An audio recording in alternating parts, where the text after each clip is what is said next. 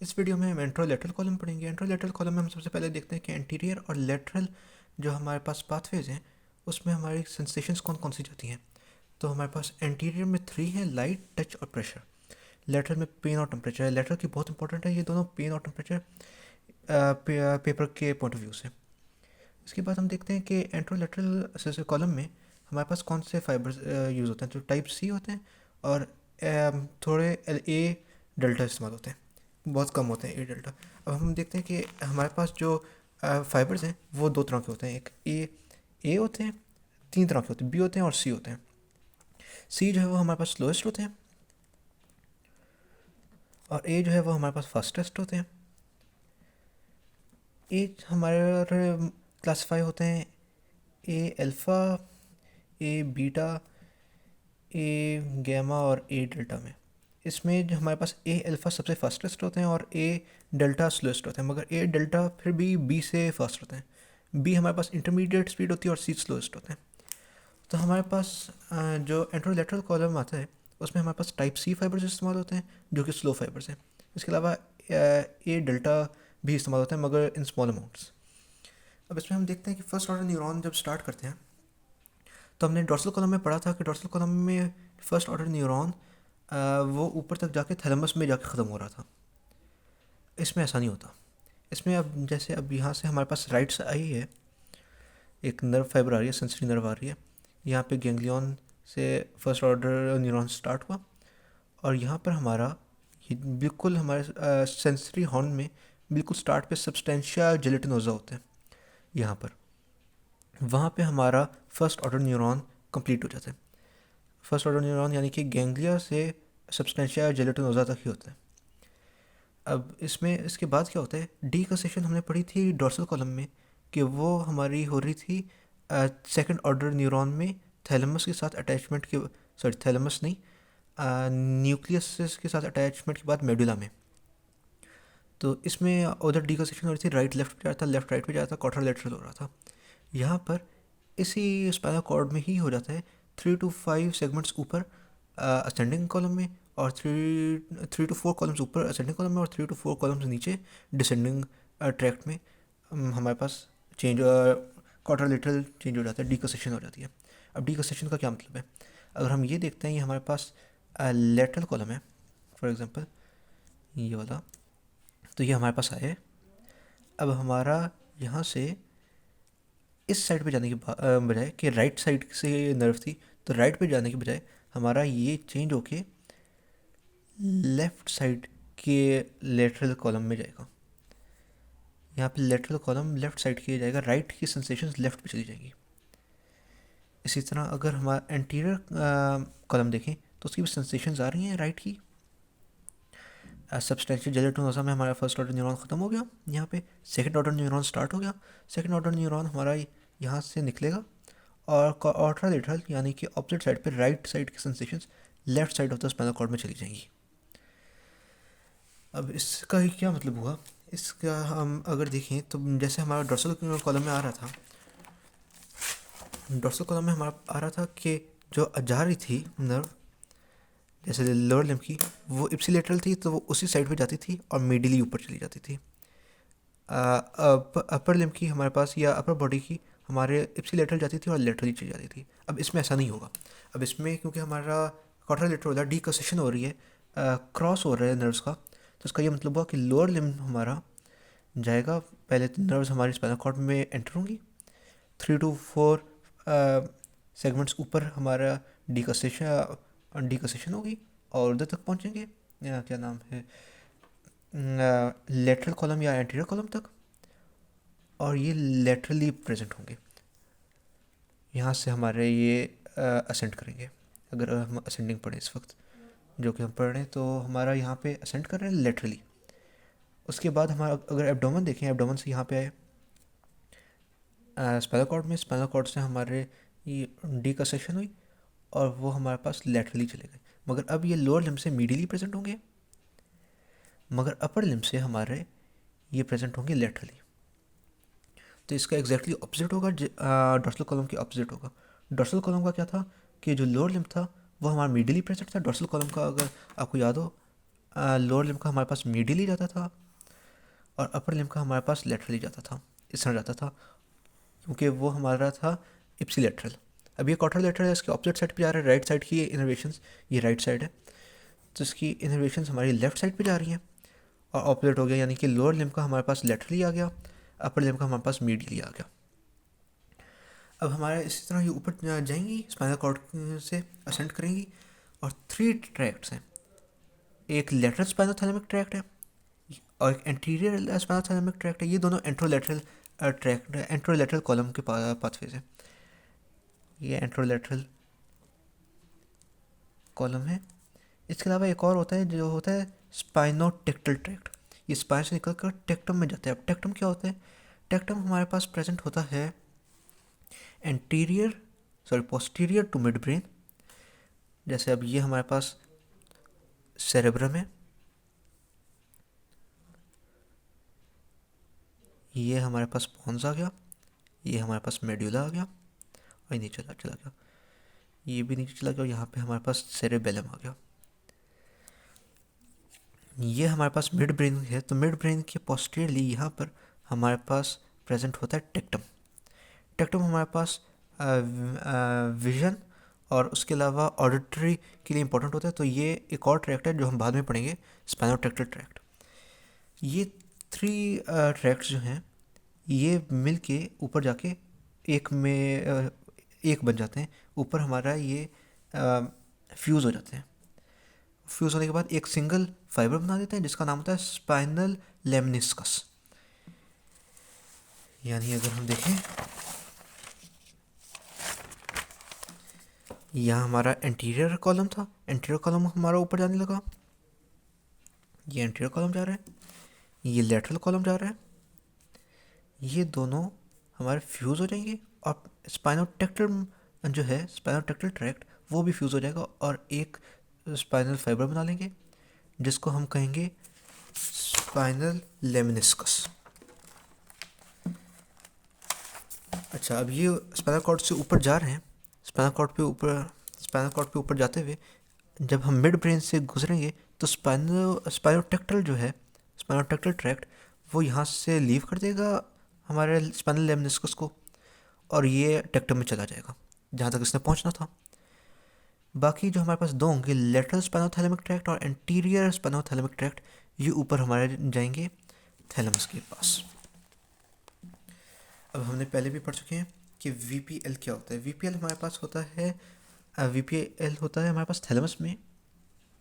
ये हमारे पास थैलेमस है,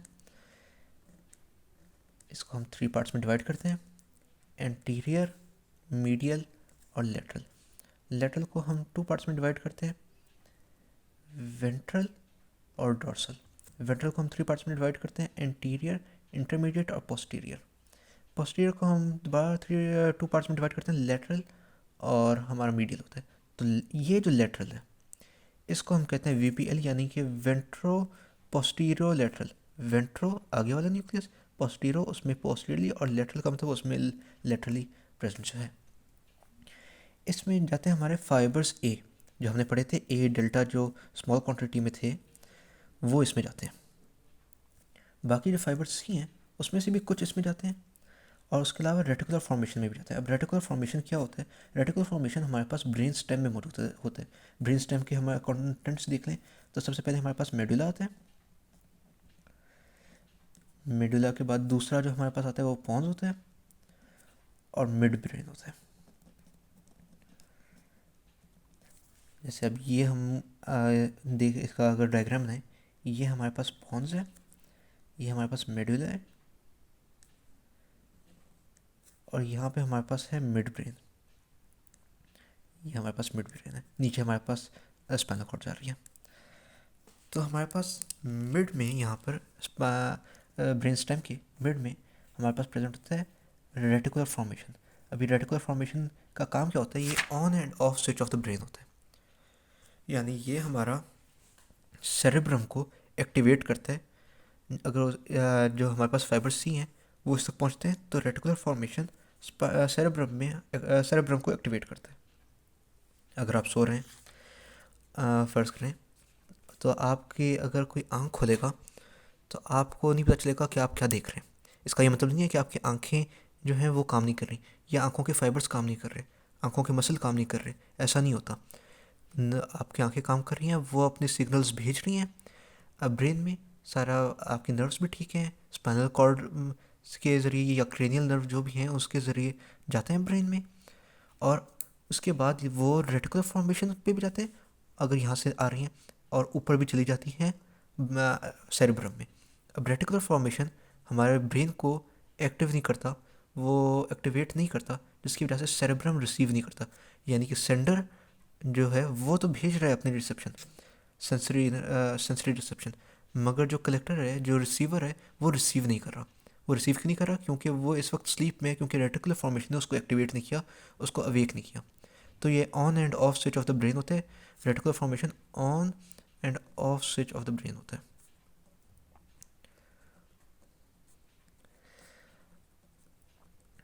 अच्छा, वीपीएल पे जाने के बाद, वेंट्रोपोस्टीरियर लैटरल न्यूक्लियर में जाने के बाद थैलेमस में हमारा सेकंड ऑर्डर न्यूरॉन ख़त्म हो जाता है और थर्ड ऑर्डर न्यूरॉन स्टार्ट होता है।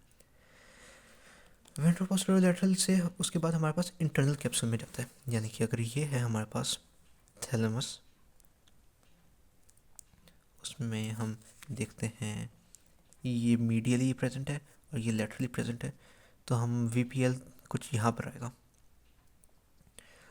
तो इसके लेटरली कवर, लेटरल साइड पे एक हमारे पास कैप्सूल प्रेजेंट होता है जिसको कहते हैं इंटरनल कैप्सूल। उसके दो लिम्स होते हैं, एंटीरियर लिम्ब और पोस्टीरियर लिम्ब।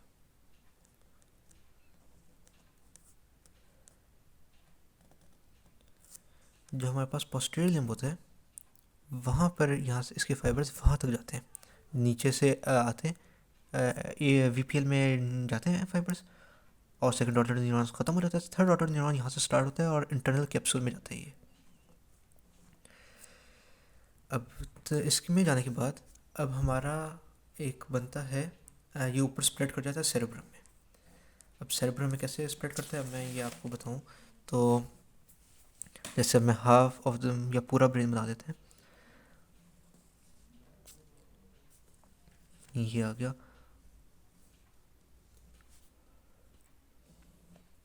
इसको हाफ में हम डिवाइड कर देते हैं।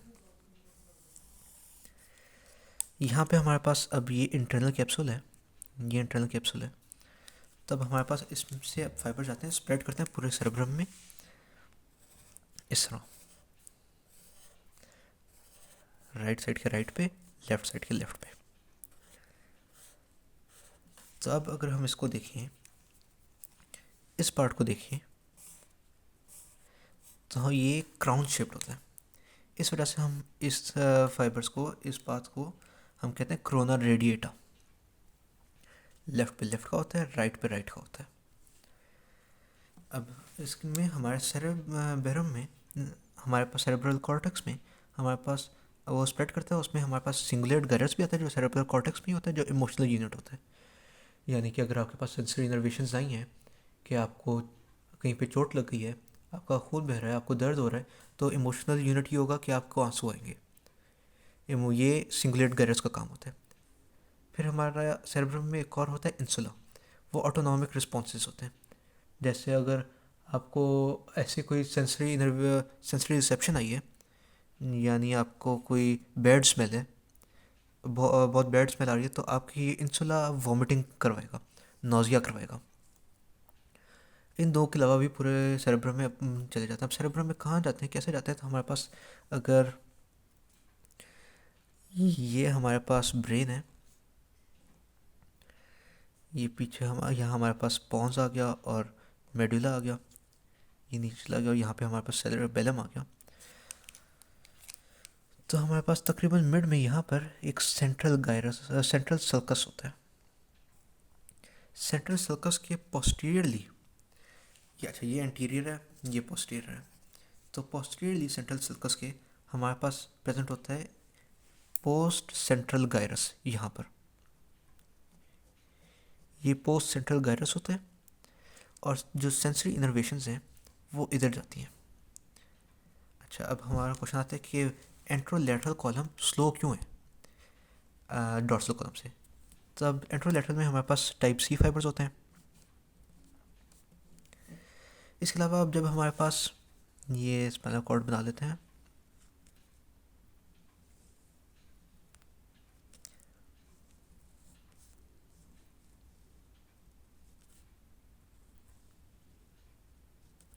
ये स्पाइनल कॉर्ड बन गई। तो अब यहाँ से हमारे पास अगर इनर्वेशंस आ रही हैं, सब्सटेंशियल जनरेटर नोजा में टाइप फर्स्ट ऑर्डर न्यूरॉन ख़त्म हो गया, सेकंड ऑर्डर स्टार्ट हुआ, तो यहाँ पे हमारे काफ़ी ज़्यादा साइनेप्स बनते हैं। साइनेप्स से क्या होता है, अब ये लेटरल में चला गया हमारा और यहाँ से ऊपर चला गया। अब साइनेप्स से क्या हुआ कि हमारे पास साइनेप्टिक डिले आ गया। जितने ज़्यादा साइनेप्स होंगे, जितने ज़्यादा सेल्स होंगे, उतने ज़्यादा साइनेप्स होंगे, जितने ज़्यादा साइनेप्स होंगे उतने ना वजह से उतने ज़्यादा टाइम लगेगा, क्योंकि साइनेप्टिक डिले आ गया। तो इस वजह से एंट्रोलेटरल कॉलम स्लो होता है। अब एक क्वेश्चन आता है, यहाँ पे ये मिटा देते हैं।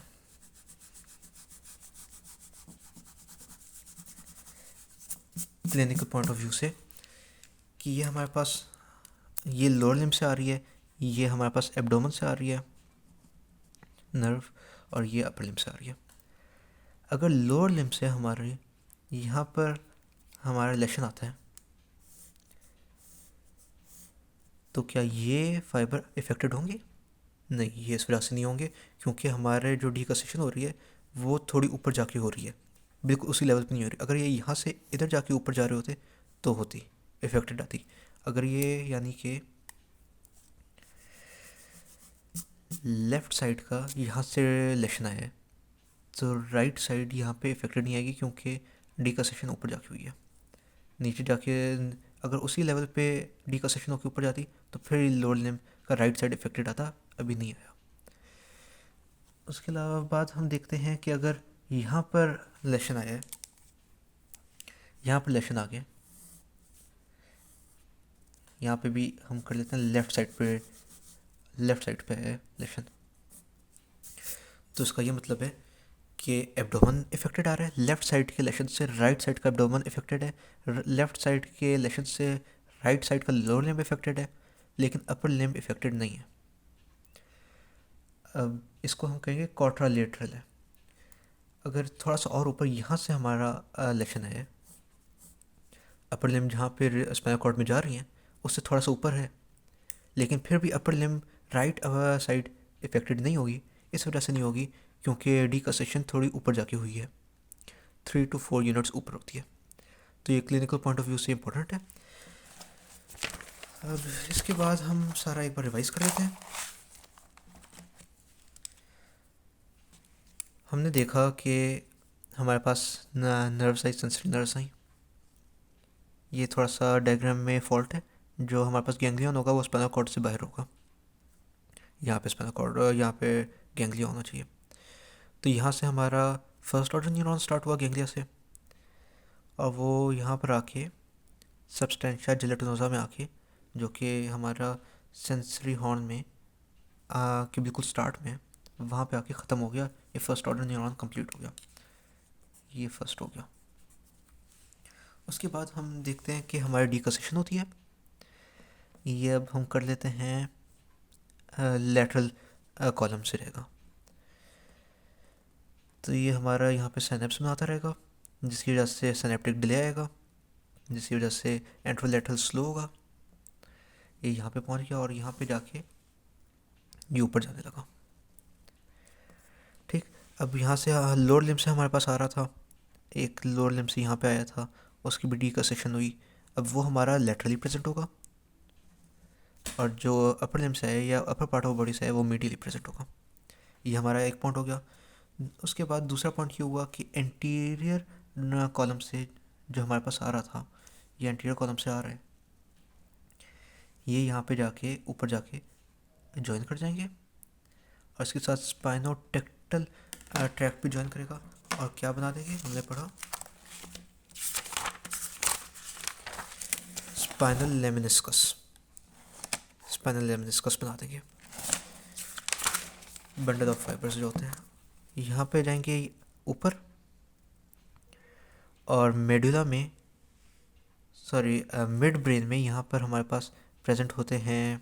अब यहाँ पे कहाँ कैसे बताऊँ, टेक्टम प्रेजेंट होते हैं मिड ब्रेन में, वहाँ पे स्पाइनोटेक्टल जो है जाके अलग हो जाएगा। बाकी हमारे पास जो दो रह गए, एंटीरियर और लेटरल स्पाइनोथैलेमिक ट्रैक्ट, वो ऊपर जाएंगे। अब उसमें हमारे कुछ फाइबर्स जो टाइप सी हैं, टाइप सी के कुछ फाइबर्स एंट्रो वीपीएल में चले जाएंगे, वेंट्रो पोस्टीरियर लेटरल न्यूक्लिया में चले जाएंगे थैलेमस के, और कुछ जो हैं वो हमारे पास रेटिकुलर फॉर्मेशन में चले जाएंगे। रेटिकुलर फॉर्मेशन का फिर क्या काम होगा कि वो सेरेब्रम को जगा दे, सेरेब्रम को वेकअप कर दे। जो हमारे पास ए डेल्टा फाइबर्स हैं वो सारे वीपीएल में चले जाएंगे। तो ये हमारा हो गया सेकंड ऑर्डर न्यूरॉन, यहाँ पे सेकंड कंप्लीट हो गया। उसके बाद हम जाएंगे वीपीएल से इंटरनल कैप्सूल में। इंटरनल कैप्सूल के हम पोस्टीरियर पोस्टीरियर लिम्ब में जाएंगे। पोस्टीरियर लिम्ब से हमारा स्प्रेड कर जाएगा फाइबर्स और कोरोना रेडिएटा बना देंगे।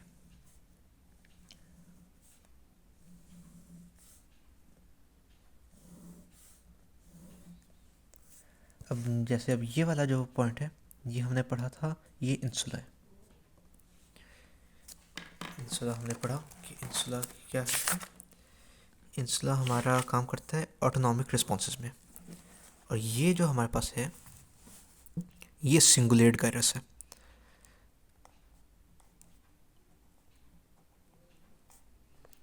अब सिंगुलेट गायरस हमारा था इमोशनल यूनिट होता था। तो यहाँ से निकलने के बाद जब ये सारा स्प्रेड करेगा